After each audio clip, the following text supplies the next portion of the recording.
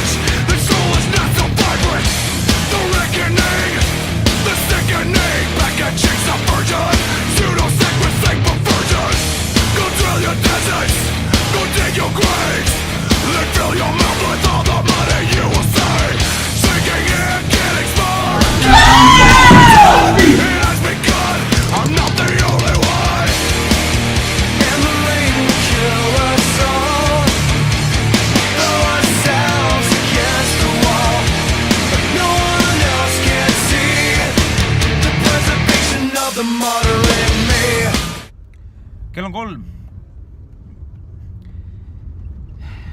Kuna homme on trennipäev, siis ma nüüd liigun koju, teen väikse une ja siis lähen trenni.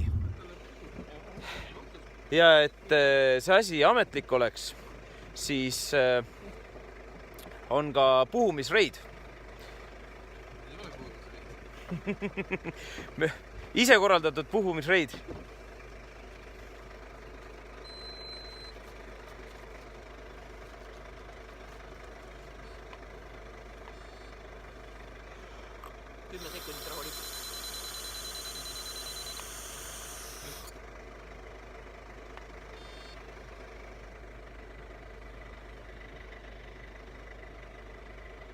Null.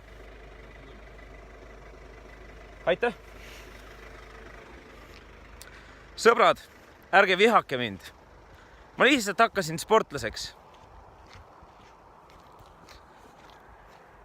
Ma luban, et kunagi ma tulen teie juurde tagasi. Mina arvan, et Reigo on kõige lahedam sünnipäeva korraldaja üldse maailmas.